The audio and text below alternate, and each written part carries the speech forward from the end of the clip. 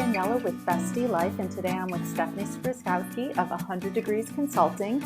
She's going to share with us how she runs her business from home with 2 young kids, the importance of family, and some tips for women when it comes to approaching our finances. So thanks so much for joining us today.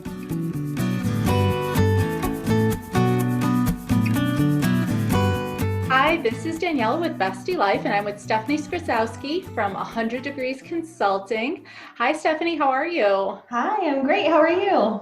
Good. Thank you so much for joining me today on the podcast. So you are a financial consultant, correct? Yeah, that's right. Yep, I'm a CFO. So if you could share a little bit about yourself, your business, personally, professionally, all that kind of stuff. Yeah, so I started my career about, 10 or 15 years ago in the nonprofit world. And in the nonprofit world, I think like a lot of jobs, you sort of are hired for one thing, but then you wear all the hats and do all the different things. And so it was there that I really sort of took a liking to finance, I'll say. I did not go to school for accounting. I don't have my CPA. I didn't think that that was something I really wanted to do, but I learned it and I loved it. And so I spent, 10 years or so really traveling the world, everywhere from Afghanistan to Nepal to Haiti to a bunch of countries in Africa, supporting different nonprofit organizations with financial management and leadership. And it was about 5 years ago that I sort of had this inkling that there is a need out there for nonprofits and small businesses who needed a CFO, but didn't need somebody full-time, or maybe couldn't afford somebody full-time. And so I decided to kind of break away from the nonprofit and try my hand at consulting. And it started with, just sending cold emails to nonprofits that I thought would be a good fit, and then turned into, a business over the last 5 years or so. So I love it. Right now we work with about half nonprofits and half small businesses, and really helping leaders better understand, better use their numbers to make smart decisions to help their businesses grow and to grow their impact. I really believe that financial management is sort of at the core of any type of business, and making sure that you've got that foundation is really important. So that's what we do. Yeah. Now, you're also a busy mom of 2 little girls, right? Yes, that's right. So I started the business when we were trying for our first, and traveling to Africa and Nepal and all of these different places is not really conducive to starting a family. So that's when I started the business. But yeah, I have an almost 4-year-old and an almost 1-year-old, 2 little girls. So yeah, it's a balancing act for sure. We've got the flexibility of the business, but they're little, and I want to spend lots of time with them. So it keeps us busy.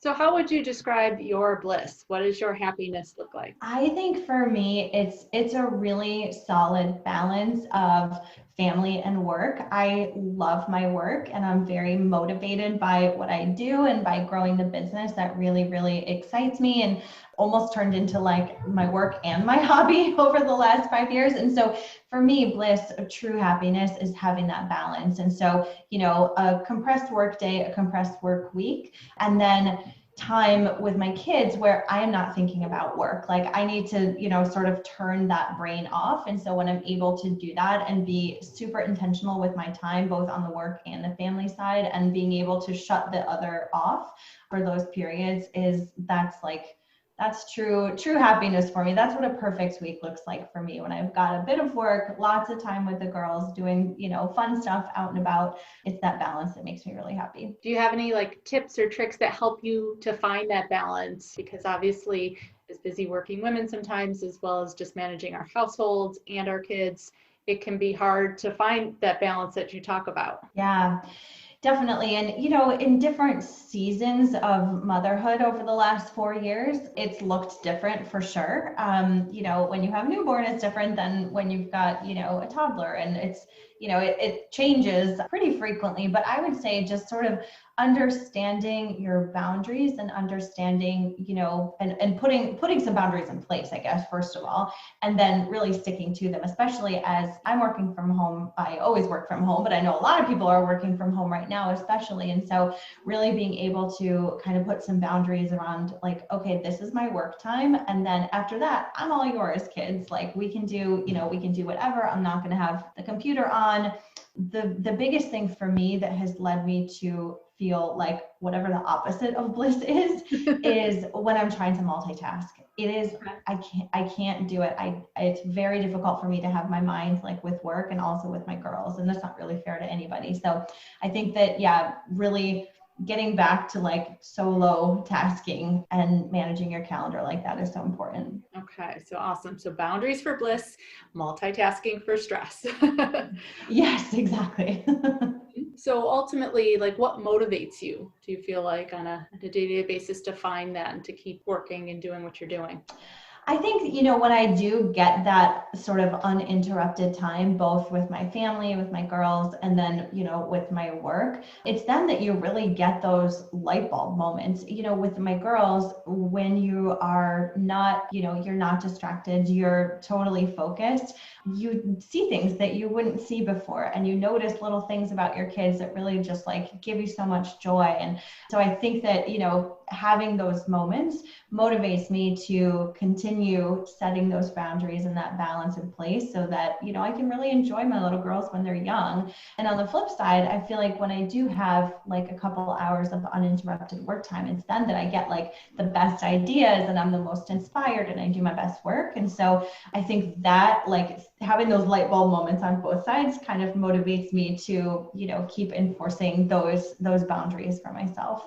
It sounds like you're really able to find that balance between, who you are as a mom, as well as who you are personally as Stephanie, and really be able to feed both of those sides, which is great. Yeah. Yeah. I mean, it's not always like super easy, but yeah, that's always the goal. Yes. What would you say people think you have kind of like quote together, but really, either struggle with or, it's a front, like sometimes people think I'm like, have a super clean house. And I'm like, no, that's what you see when I know people are coming over. Yes, I know. Well, I always say, especially during this pandemic situation, I'm like, okay, I have three major things to do in my life that are, taking care of my kids, taking care of my business, and taking care of my house.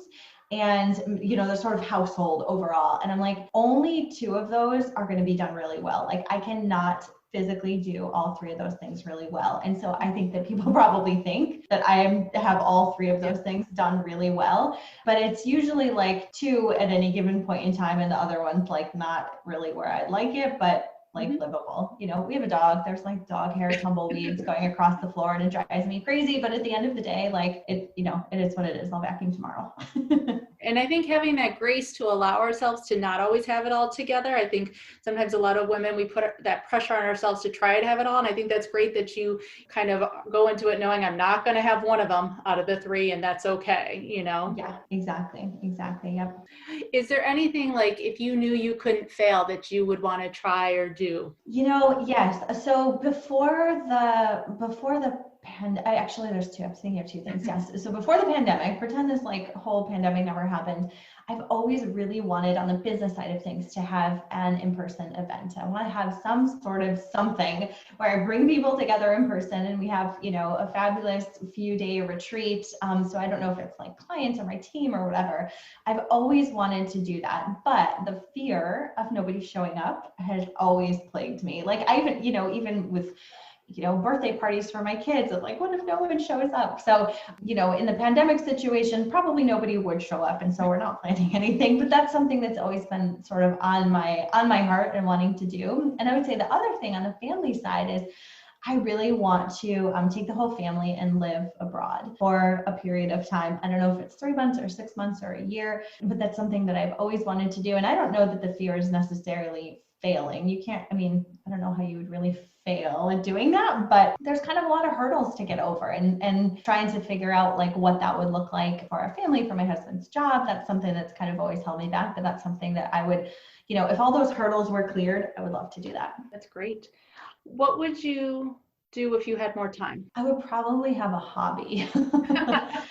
I feel like any and all hobbies just sort of went out the window when you combine having little ones and owning a business. Before kids, I've run a bunch of marathons and have not picked that back up again since kids. And some sort of artistic or creative pursuit I would love. So yeah, I think some combination of that, but definitely a hobby.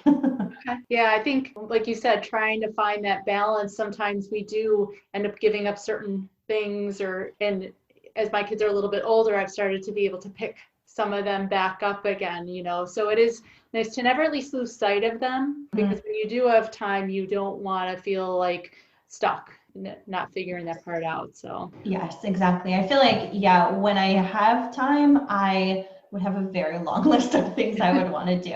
I don't know if you are familiar with the Enneagram, but I'm an Enneagram 3, which is the achiever. So I like to do all the things and check all the things off the list. And so, yeah, I feel like if I did have a period of free time, I could think of plenty of things to do. So, one of the last things I always ask is, to focus on gratitude. I think so many times we get caught up in looking ahead as opposed to focusing on kind of the now. So if you had to list your three things you're most grateful for, or what I like to call your 3 Gs, what would you say? Yeah, that's such a good question. And it's something I try and think about on a daily basis. And, sometimes journal through it, sometimes just make sure I'm like consciously thinking about it. But absolutely my husband, he's incredibly supportive. He's like my number one cheerleader and an equal partner in our household, and, taking care of the house and the girls and the dog and all the things. So yeah, I'm very grateful for him and his support, because I don't think that my business would be where it is today without him, for sure. And, I wouldn't be able to have this balance that we're talking about without his support. So definitely him.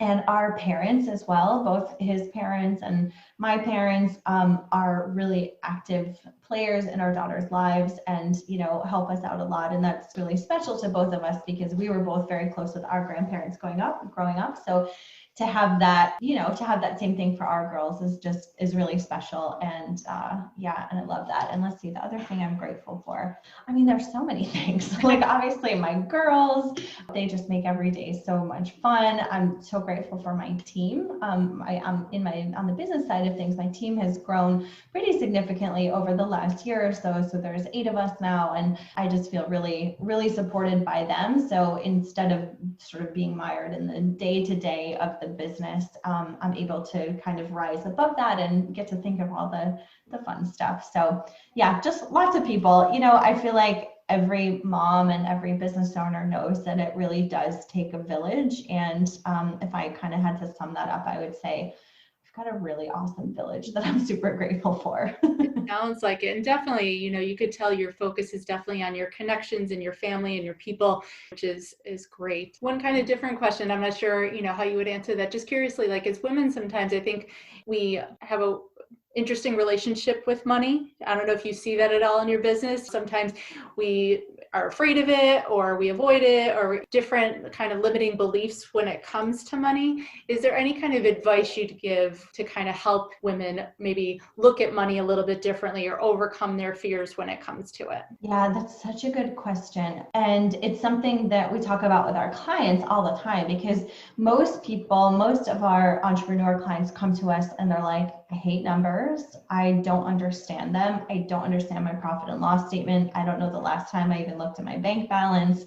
And so they're just sort of like closing their eyes and hoping for the best when it comes to managing their finances, especially with their business. So so we really encourage our clients to like look at it. And it's part of our monthly routine and part of what we do with our clients on a monthly basis. But even the people we don't work with, I love the saying that what you focus on expands. And so if we're giving the attention, if we're giving the focus to our money, that abundance is going to grow, it's going to expand, but you have to give it time and attention. And so I even start by encouraging people, okay, log into your bank account, your business bank account, or whatever it is, once a week. Like just start there. So start by looking at that number, understanding what's coming in and going out. And you don't have to sit there and, stare at your bank account for an hour. Just like log in, see the balance, sort of process it, move on, it's fine. And just starting that little habit will begin to like bring you a little closer with your money. So I think that just kind of getting over that hurdle, because it is so scary.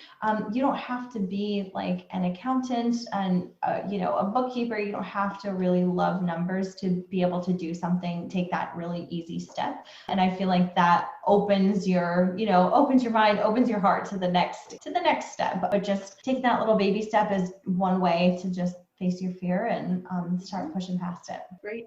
So where can people find you online, social media? Just if you want to share some of your contact information? Yeah, so I love hanging out on Instagram, so I'm there a lot. My Instagram handle is stephanie.skry, and my website is 100degreesconsulting.com. Great. Well, thank you so much, Stephanie. It was great to chat with you this morning. Thanks for having me. Everyone, and I will talk